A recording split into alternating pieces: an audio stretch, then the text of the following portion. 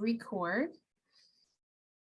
So welcome everyone. My name is Katie Wysocki and I'm the Assistant Director in the Career Enrichment Network. Thank you for the familiar names I see signed on who have joined us for the Liberal Arts Career Week all week. We appreciate your participation and hope you've gotten so much valuable information from all of that. We have a great session today covering the federal government. Today is our last day of Career Week and we will have two events now at noon and then at 1 o'clock. So please join us for the second. Just a couple housekeeping items. We are recording today. All of our events from this week will be posted on our YouTube channel early next week, so you can access them there. I remind students, it's also in the chat, that to use the Q&A box, please, for questions. It's just easier to manage that way. And if you have any follow-up questions, feel free to email me directly at kmw30@psu.edu. And with that said, we're going to kick off navigating USAJobs.gov, and I'm going to turn it over to Carin Otero. She's the Deputy Chief Human Capital Officer in the Office of the Assistant Secretary for Administration and Management with the Department Labor, and I will also introduce her as a proud alumna of not only Penn State, but the college. So thank you so much, Carin, for kicking us off. Katie, thank you so much. I am so excited to be with you today. As Katie mentioned, I am a proud alumna and I graduated from Penn State back in 1982, but it doesn't seem like that long ago that I was on the other side of this camera, that I was where you are, sitting in a seat somewhere thinking about what am I going to do this summer if I'm a sophomore, if I'm a junior, am I going to get an internship? Am I getting ready to graduate? You know, so much has changed. I was a labor studies graduate. The change in my program to labor and industrial relations, now labor and employment relations. We've always been in the School of Liberal Arts. So I'm very excited that this is a career week for liberal arts majors. So, you know, back in 1982, when I graduated, it was a very challenging time looking for a job. You know, President Reagan was in office. It was the time of Reaganomics. It was difficult to look for a job. I left, you know, I was from central Pennsylvania. I was from Harrisburg, the state capital. I moved to Washington, D.C., and many of my fellow labor studies grads were seeking careers in the labor movement. Then later grads were looking for jobs, careers in industry. You know, believe it or not, but back then there was no World Wide Web. So my job search was opening the Washington Post. Yeah, a real newspaper. And it was a newspaper when they had the real print, so your hands got dirty. Well, I actually opened up the Washington Post and I found a job in a week. So I moved from Harrisburg, got in my dad's station wagon, moved down to Washington, D.C., and I got a job in Georgetown, and then the roller coaster ride for my career began. I stayed in the private sector for about 5 years, and then I got an opportunity to work in the U.S. House of Representatives. Well, my boss lost his election after I was 6 years on the House of Representatives. So I was at a fork in the road of my career, but I realized in working in the House of Representatives and with constituent service work, I was really drawn to public service and the opportunity to help people. So I had an opportunity. Do I go back to the private sector or do I explore opportunities to stay in the federal government? So I went into the executive branch of the federal government, and I started a career at the Department of Commerce that led to a career at the Department of Defense, that led to a career at Veterans Affairs, and then at Homeland Security, and then to where I am now at the Department of Labor. So you might see a consistent theme right here that a career in the federal government means, hey, there might be one employer, but lots of different opportunities at various departments. Because many of you know that by the time you're 30, you're probably going to have 5 or 6 different jobs, because a lot of you realize that you're probably not going to be like your parents or your grandparents to have a career that spans 30 years, maybe at the same company. But in the federal government, a career in the federal government can lead you to opportunities that you can grow in different agencies.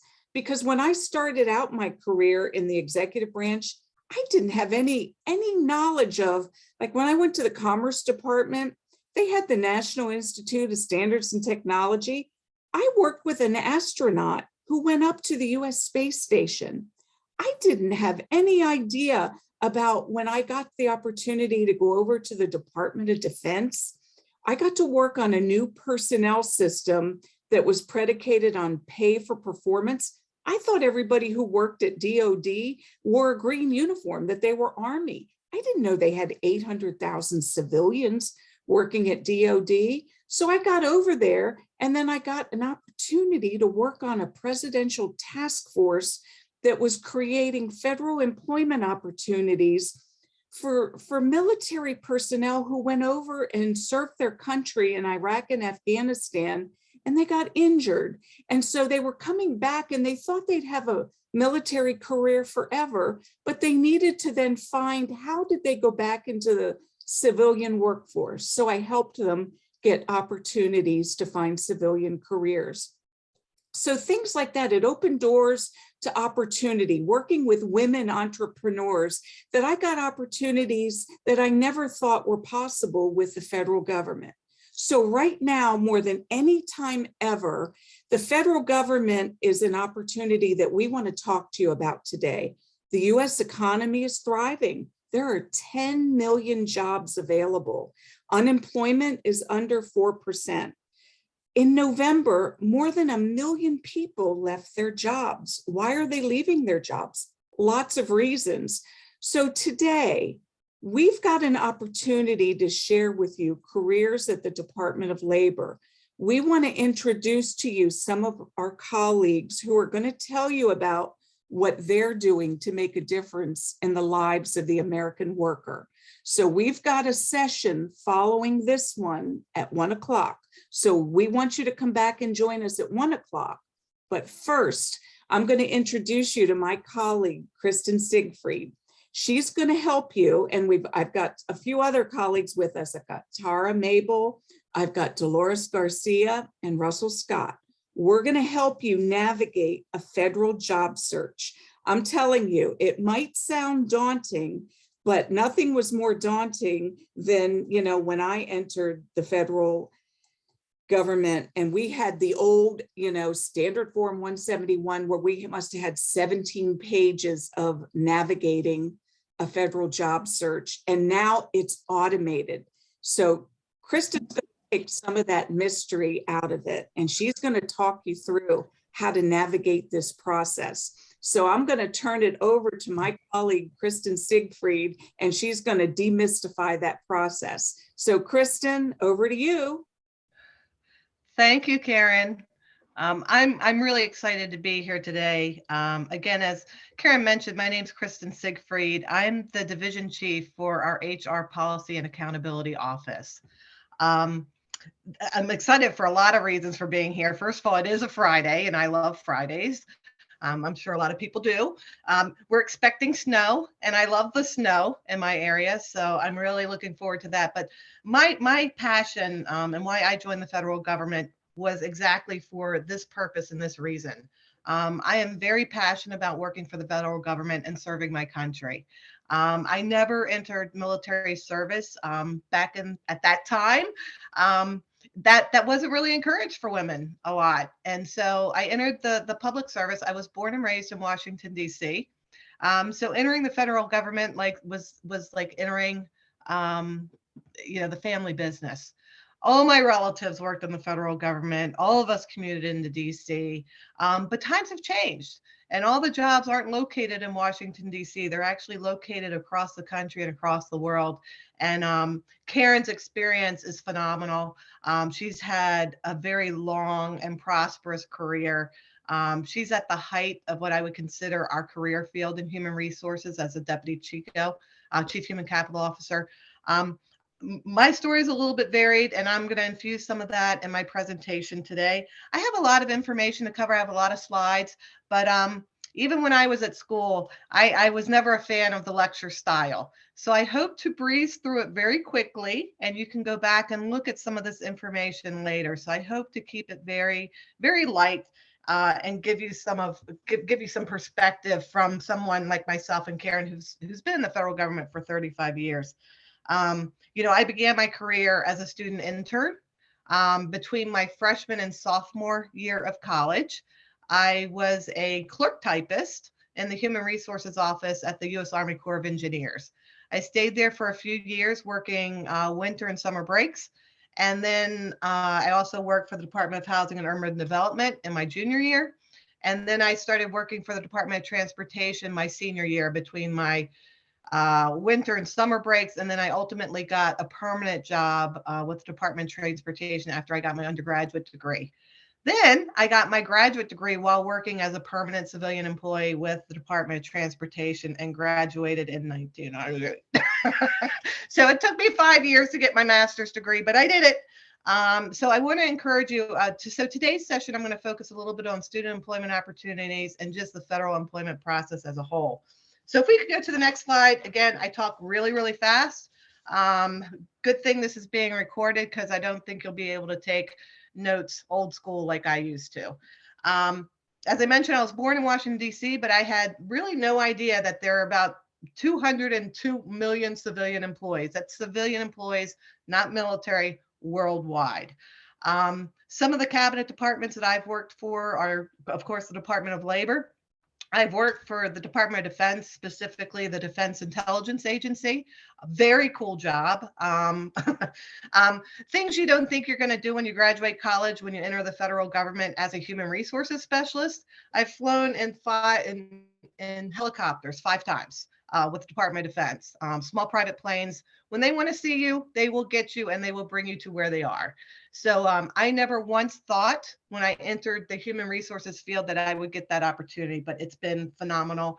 It was one of the best jobs I've ever had or ever thought I would have. I've also worked with the Department of Transportation, and there's several others. There's also smaller boards and independent agencies, such as the National Endowment for the Arts, National Endowment for Sciences, Federal Trade Commission, Securities and Exchange Commission.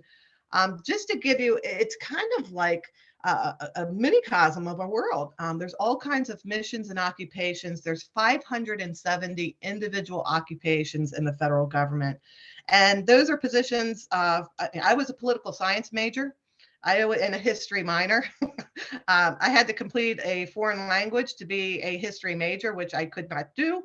So I ended up being a political science major with a minor in history. So I changed the course of my direction in my career field a little bit.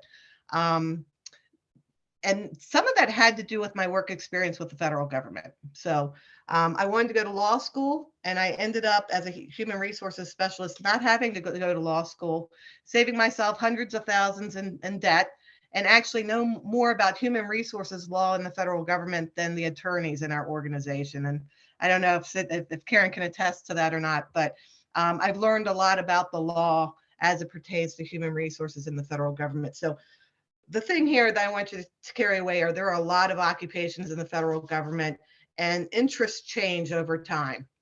You may have a very clear-cut direction now, but that could change as you start working. And just always be open-minded when you're looking for positions, not just with the federal government, but in your career and in your lifetime.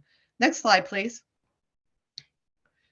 The Department of Labor, as Carin mentioned, we will have another session where we have individuals who are coming in to talk about some of the work that we do at the Department of Labor. In the human resources field, we're considered mission support. So we help, we're not the sticky note. We help the sticky note stick. That old commercial, I'm probably really dating myself there. Probably don't even use sticky notes anymore. Everything's on our iPhone and our iPad. But we help the Bureau of Labor Statistics, Occupational Safety and Health Administration, and all the organizations listed here, help them to hire, to retain, to train, and develop employees so that they can fulfill their mission requirements for the American public. So I just want to give you a snapshot of some of the organizations that are within the Department of Labor. This is certainly not all of them. For me, as a human resources specialist, my master's degree is in human resources management. I consider this working in the tip of the spear, as they call it in the Department of Defense, for HR. For HR, working for the Labor Department, a lot of the things that we're helping to support are things such as higher minimum wage, health and safety in the workplace, equal pay for equal work. So it's really very important to me, and this is a very important chapter in my career to be working at the Department of Labor.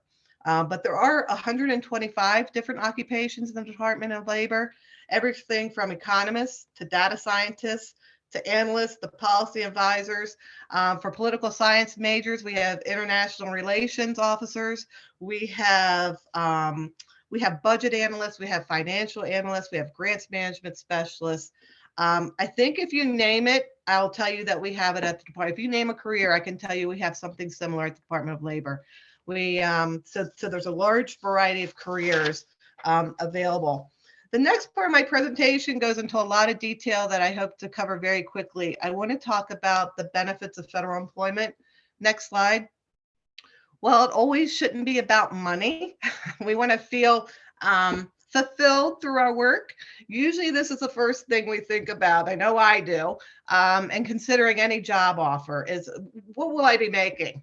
Can I manage my bills with the money that I make? Those kinds of things. So a very important thing happened January 21st. President Biden issued guidance for the federal government that our minimum wage for all federal employees is $15 or higher. It's very important for our administration to have a living wage for employees, and it starts with us at the federal government. We have to lead the way. So this is just kind of a sample of a salary table for the federal government. The important thing here to learn is that there's entry grades, so grade 1 through grade 15. The lower grades are more entry developmental level positions, and grade 15s are more of your senior managers and leaders within an organization. And even though you start at a particular grade, say a grade 4, grade 5, I started my career as a grade 4, as I mentioned, when I was in college, and I'm actually a grade 15 now. So, but even as a grade 4, you can progress within that grade, and there's 10 steps. And that's based on the time that you're actually in that position. You don't have to do anything but do your job successfully, and you'll get increases throughout the waiting periods for step increases. So even within grades, there's mobility. So I just want to show you the compensation structure so you're familiar with it. This is a salary table for Philadelphia. There's different localities for different locations throughout the country. So San Francisco's salary table is much, much higher because of the cost of living in that area. So this is just a sample, just to give you an idea. Next slide, please. This slide is maybe a little bit more useful to you. You know, as I mentioned, I started my career as, it was between my freshman and my sophomore year of college. I should have been a GS3, but I actually started as a GS4 because I also have work experience. I was a camp counselor, and I worked for my uncle's bagel place. So I had a year of general experience, and I also had a year of college. So I was actually able to come on board as a GS4. And at the time, I was not making $33,000 a year. I was making probably about $14,000 or $15,000 a year. The important thing about this slide is to kind of show you what grade levels you might apply for, that you might be qualified for if you apply for federal jobs, opportunities you might want to look for when you're applying for jobs based solely on education. A lot of us, I know I had to work my way through college. I played volleyball and had a scholarship for that, but I also had other expenses. So I also had jobs, as I mentioned, with the federal government. So some of that work experience, while it may not seem significant to you, does help you sometimes get a higher salary within the federal government structure. One other thing, and I'm a parent of a college freshman, just returned to school yesterday. Grades are important as well. So if you look at the grade 7 grade level, if you have had no work experience and you've only gone to college and you're pursuing your graduate degree, if you have 1 year full graduate education under your belt, you can qualify for a GS7. However, if you have a bachelor's degree and you've graduated and you're in the top third of your class, you have a GPA of a 3.0 or for the whole 4 years that you're at college for your degree, or if you have a 3.5 in your major for 2 years, or are a member of the National Scholastic Honor Society. I was Phi Alpha Theta. That's why that's listed there. It's an history honor society. You actually qualify for the grade 7 just based on your undergraduate degree and your superior academic achievement. And that's $10,000 difference. So when your parents say do well in school, it is important. But not just that, also being involved in honor societies, clubs, things of that nature will also help to get you some additional attention when you apply for federal jobs. So again, real quick, want to move on to some other things.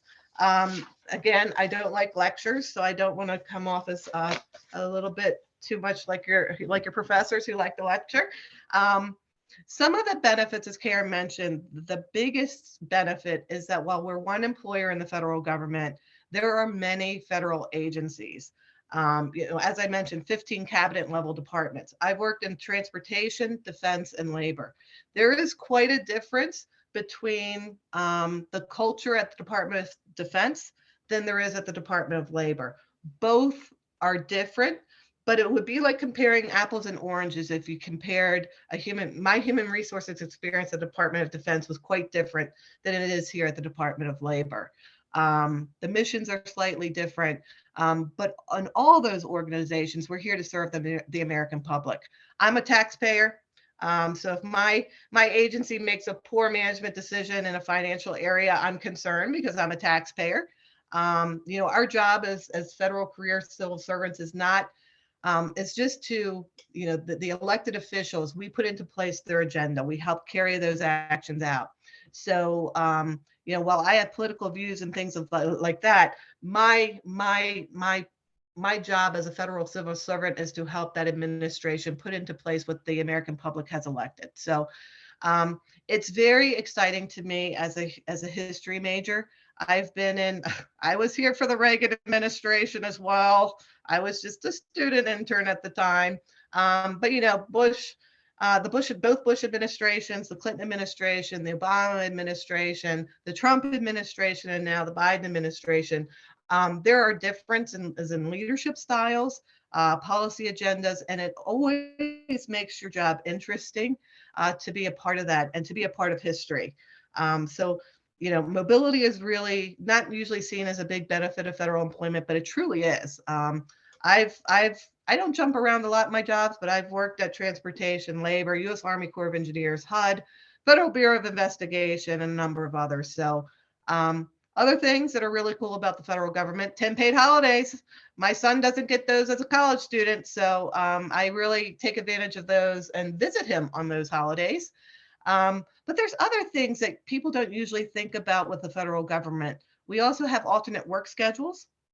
My employees can come in as early as I think 6 in the morning and work as late as 8 and anywhere in between. So there's a lot of flexibility to set your schedule around some of your personal preferences and priorities, volunteer work that you may do. There's also a lot of opportunities for telework. Right now, I'm working from my home, expecting snow. Some other people work in remote locations from Florida to we just filled some jobs in Alaska. Department of Defense has people all over the world. So another good benefit of federal employment is also for college students and graduate students specifically is tuition reimbursement.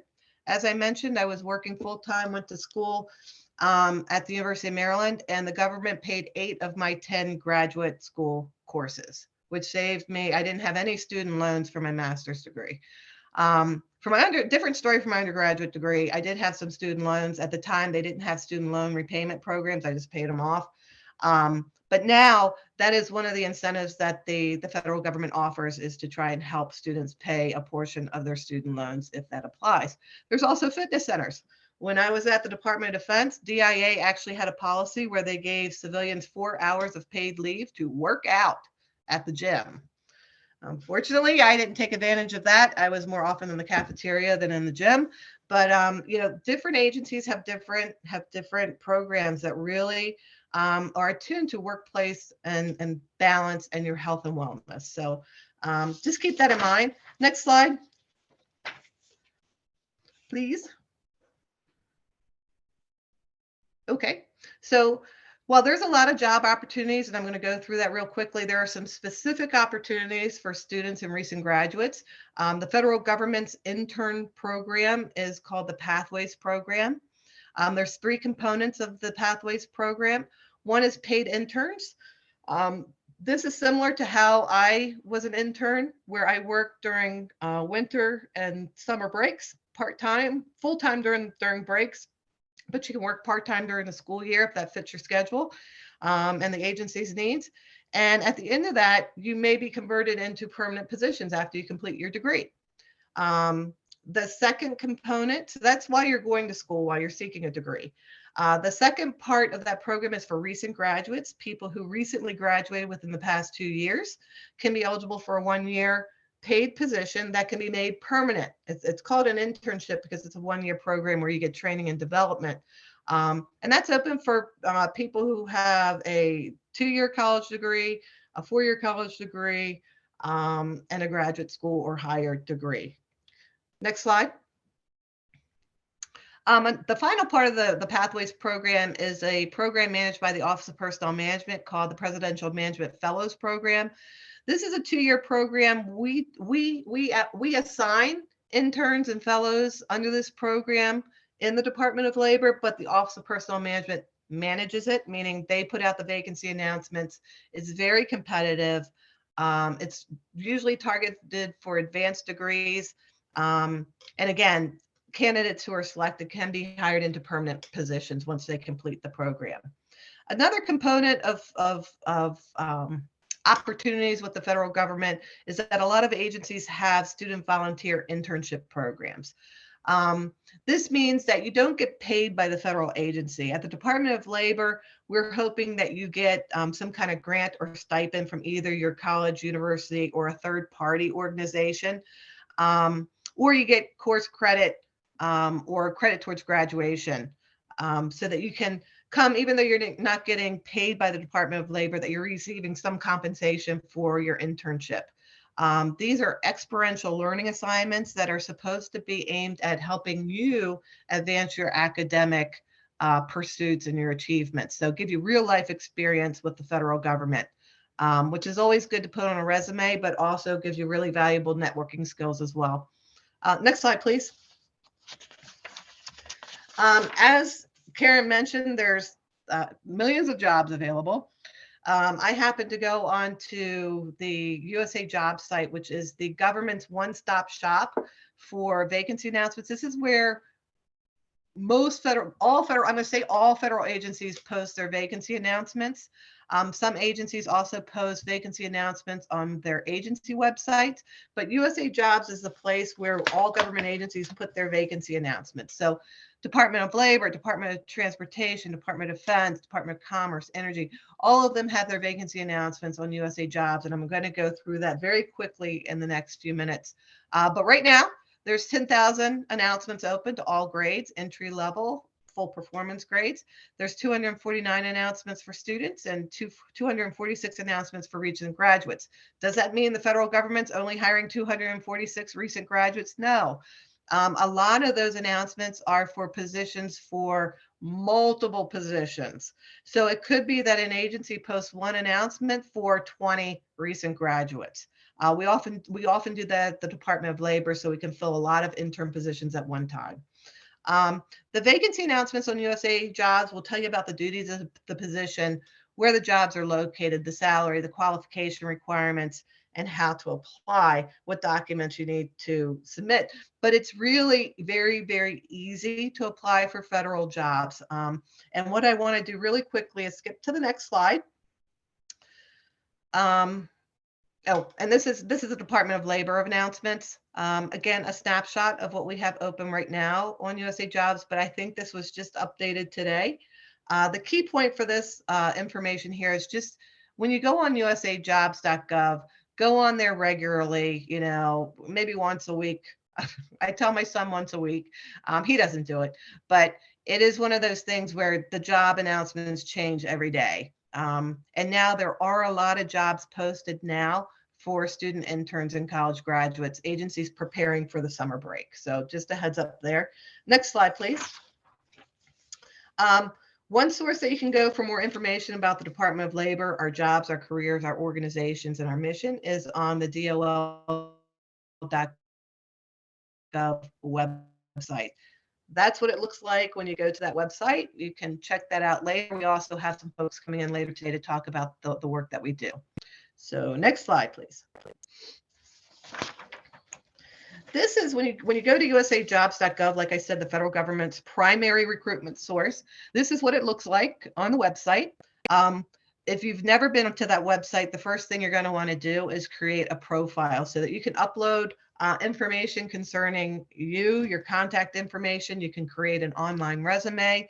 You can make your resume searchable from federal agencies. So if they're looking for somebody with a history major or a liberal arts degree, that they can do searches. And so you can make your resume also searchable.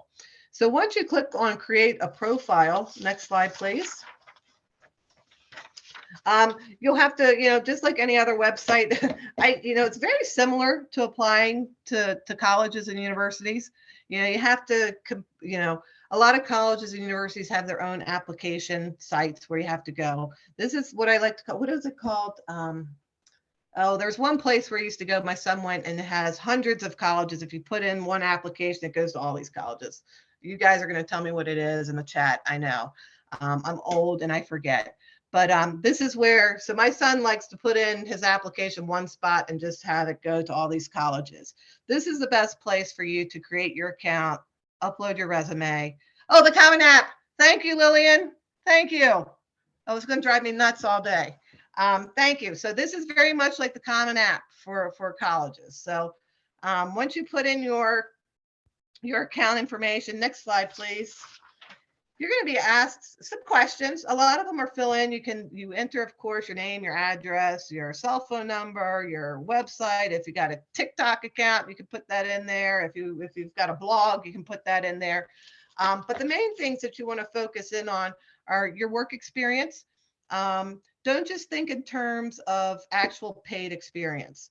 My son didn't have a lot of work experience when he was in high school. He played baseball. He was the captain of the hockey team. He didn't have a lot of time for work, but he did have summer jobs.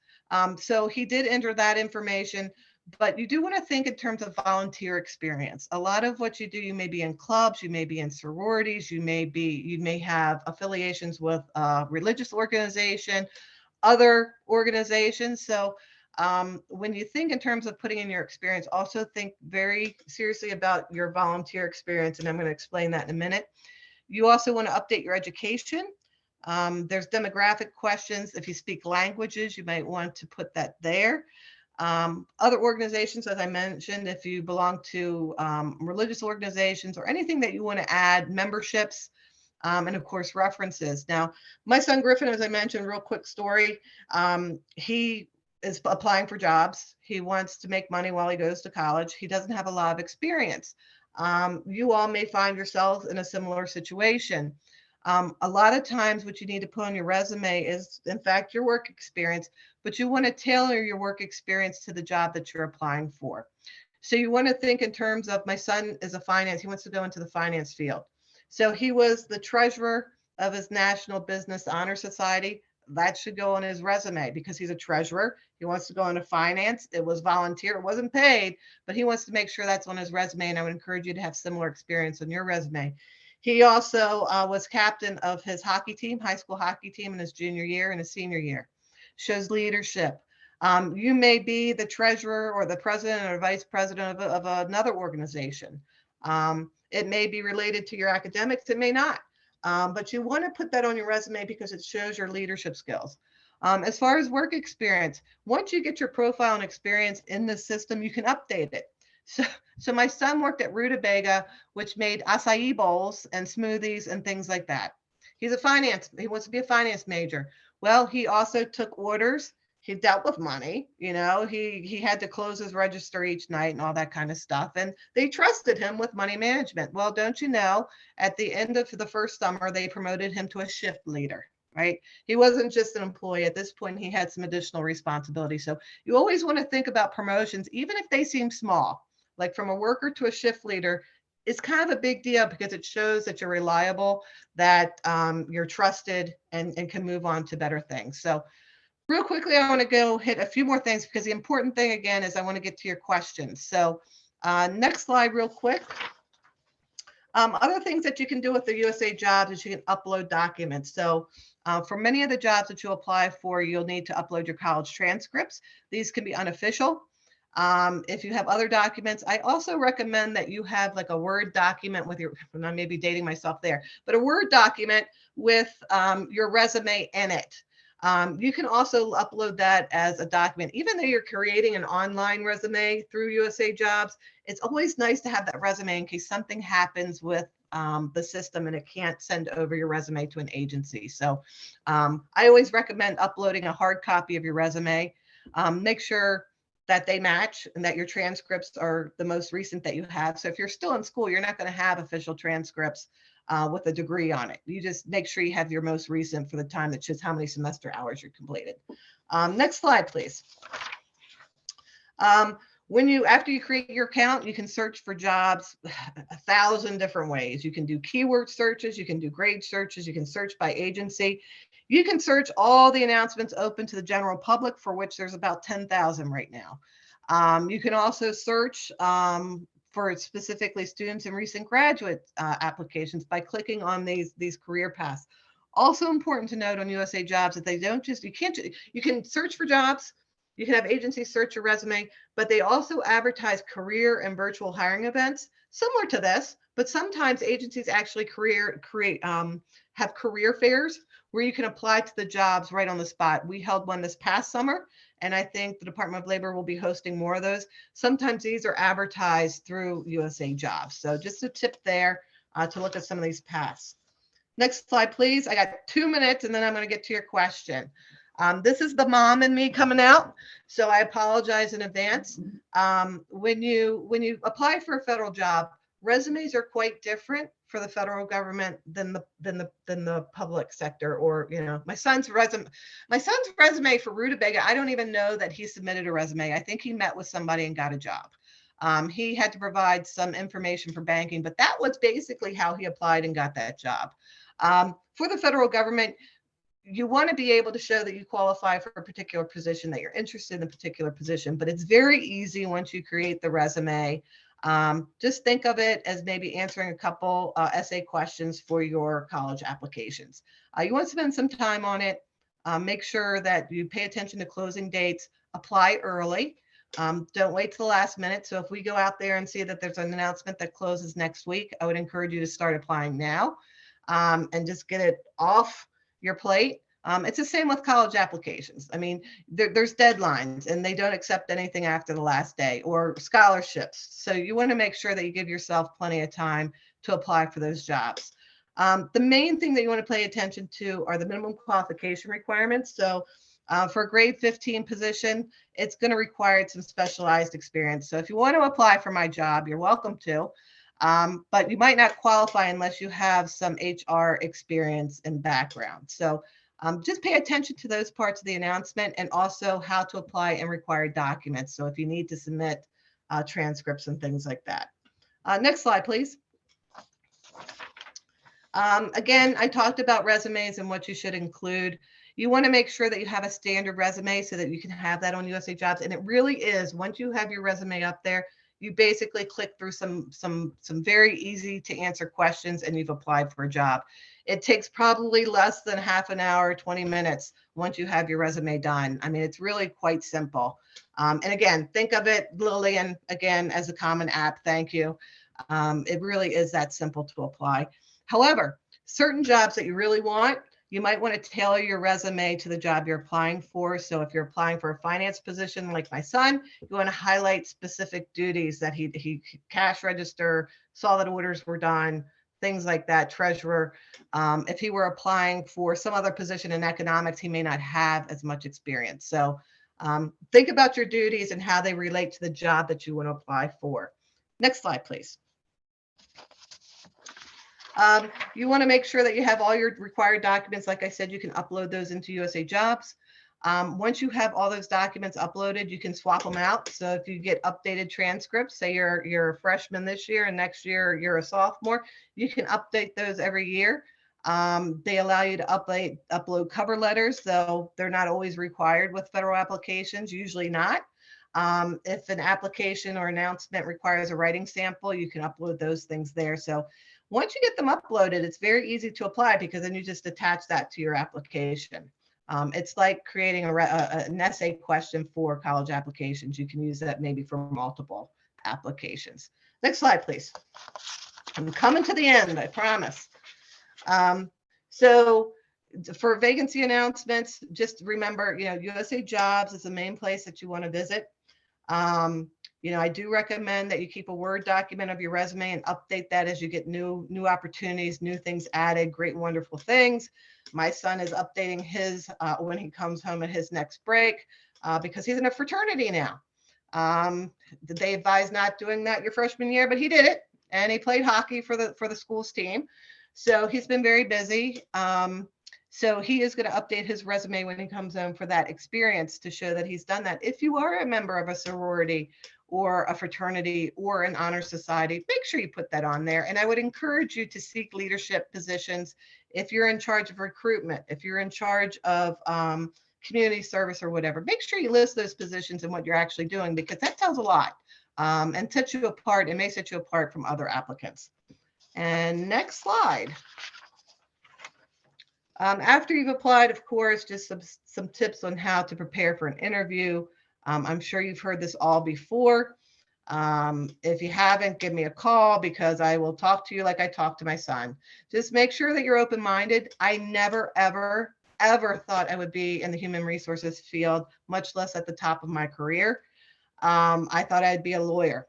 And I saved myself a lot of time and money, and I'm doing exactly what I wanted to do. Also, I've gotten exposed to things I never thought I would have. So the other thing about federal employment is just to be patient. Continue to apply for jobs. Remain optimistic. This is the best time to be applying for federal government. There is a surge in hiring, so the demand is great and the supply is not where it used to be when Carin and I were applying for jobs. So keep that in mind. Next slide. Just for your reference, if you go into the slides for this session, I'm sure Katie can help provide those if you don't have them in hard copy. Not that you guys need hard copy, but I would need them in hard copy. These are some reference points, some of our student employment coordinators. Dolores is on the call today. And I think we're going to jump right into questions because we want to try and get to some of those. So I think Tara Mabel may be helping me real quick. Yes. Okay. Hi, Kristen. So there's a couple of questions here. One from Cameron Glover. How would the dean's list play into the qualifications? Definitely put it on your resume. Every time, you may not want to put every time you're on the dean's list, but let's say you're always on the dean's list, right? And you're just a super achiever. You want to make sure that that's on your resume. The main thing is, as I mentioned, the grade point average. So dean's list may vary, but if you've gotten awards, accomplishments, dealing with your academics, put that on your resume. As I mentioned, for superior qualifications, so the difference between a grade 5 and a grade 7 for an undergraduate student is the grade point average, you're standing in the class if you're a member of an honor society. So dean's list awards like that are very, very good to put on your resume. It may or may not impact, entry-level grades or salaries. Okay, thank you. Sean Terry has 2 questions and a follow-up. How likely is it finding a job out of graduation with just a bachelor's degree in political science and no prior federal experience? I am involved in various organizations on campus and have prior internship experience in government affairs and political communications, but do these hold weight for executive branch openings? Yes, they do. They do. And quite case in point, as you heard, I'm a poli-sci major. At the time, I had no federal experience, but I got an internship during my freshman and sophomore year. And my only experience was, like I said, a camp counselor at my uncle's bagel place, and I was a counselor at a basketball camp. So even though you may think you don't have any paid work experience, I'm sure your involvement with those organizations, prior internship experience, definitely mention it, whether it's with government or not government, whether it's paid or not paid. Political communications, all that stuff. Political science is a really good field for the federal government. I had intended to go to law school. I didn't. But there are a lot of things you can do with political science, because a lot of the jobs that we do are we analyze policy, we interact with the public, we do cost benefit analysis of different policies, risk assessment. So really definitely mention it all on your resume and be as thorough as you can. Unlike the private sector, where they usually say a 1-page resume is too much or a 2-page resume is too much, more is better in the federal government. So list it all. Okay. We have, I've applied to a lot of jobs, but haven't heard back. Is there anything on resumes that can be highlighted? And what is the interview process like? Carin, I want to be the only one answering the questions. Carin, do you want to take any of these, or do you want me to just to give my impression? I'm just going to say, I used to manage an internship program, and I was one of those intern coordinators that I had a couple students that were like kind of put themselves out there. And when you found, like, a lot of times they won't have a contact name on a job app announcement, but be assertive. I won't use the word aggressive because that has different connotations, but be friendly, put yourself out there, demonstrate I'm interested, because there has to be something that makes you that look, you stick out like a sore thumb in a good way than 500 other people that are all graduating at the same time with the same degree, and that you make yourself available, that, because now work is remote. The workforce of the future is not everybody has to go to Washington, D.C. like I did when I graduated. I had to move myself. Now the work is everywhere. So what distinguishes you when you're looking for a job? So reach out to somebody and say, I'm available. Is there someone I can talk to? Can I have an informational interview or something that distinguishes you from everybody else that looks, the same flavor as you when you're looking for a job? Can I be an intern? Can I be a volunteer? Yeah, and I'll add to that. Yeah. I think the other part of the question was how, haven't heard. I think a lot of the questions have been about applying for a job and haven't heard back, and how easy is it to get a job. And sometimes it is difficult because you're applying with other people. But I am going to tell you a couple things. Why Carin and I both say that this is the most important time for you to apply for federal jobs. One, we have an aging workforce in the federal government. I just looked at some numbers yesterday for our Mine Safety and Health Administration. 70% of the workforce is over the age of 60, or no, 50. So those folks are going to be retiring if they haven't already. So the supply or the demand for employees is much higher than it has ever been, not just in the U.S. workforce, but in the federal workforce as a whole. The other thing is that there's a lot more opportunities. So agencies are looking for college graduates, recent graduates, to join the workforce and stay in the workforce. So it's the best time for you to apply now.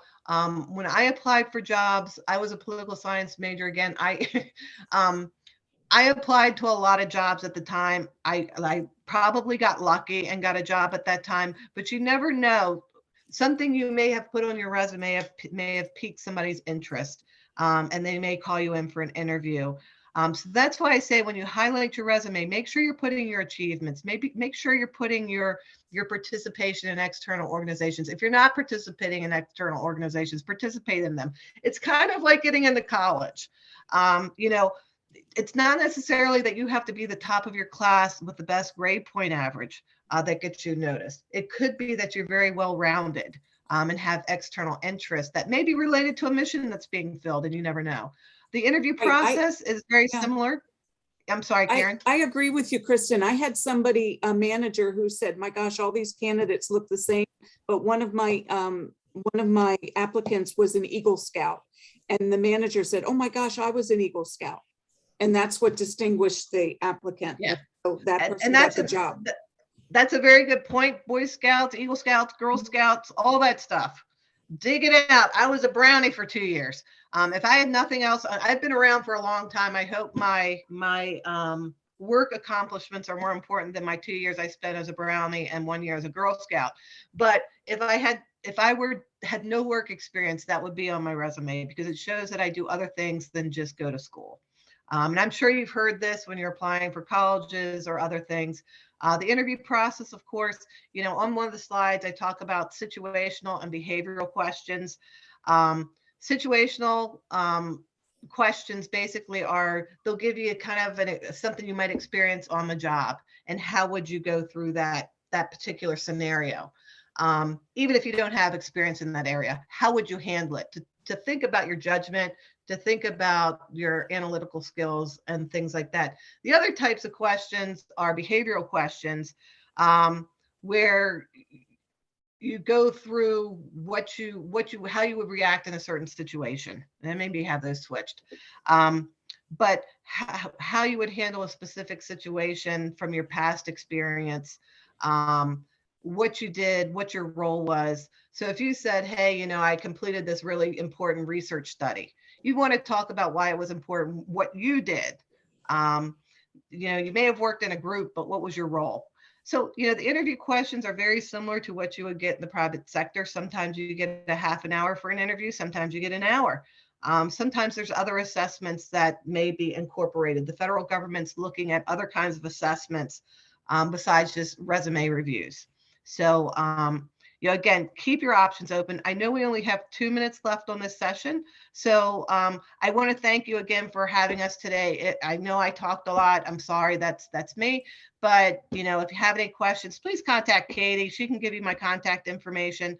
I'm going to turn it back to Carin so she can give our closing remarks. And you all have a wonderful weekend. Yeah, I just want to tell everybody, don't be discouraged. The jobs are plentiful. So do something good for yourself, be that person who wants to go for something that's bigger than you are. And I'm telling you, a career in public service is really something bigger than you. We're getting ready for the next session, and some of our colleagues in the various agencies within the Department of Labor are going to tell you kind of like a day in the life of a compliance inspector, an HR specialist. And so I hope you can join us for the next session that begins at 1 o'clock. But get yourselves prepared. Don't be discouraged. Apply for that federal job. You might have to apply for 50 of them, but this is an automated process. Get your resume into USA Jobs. Get your elevator speech ready. Stand in front of a mirror and practice that elevator speech. Do something that distinguishes you and makes you that candidate.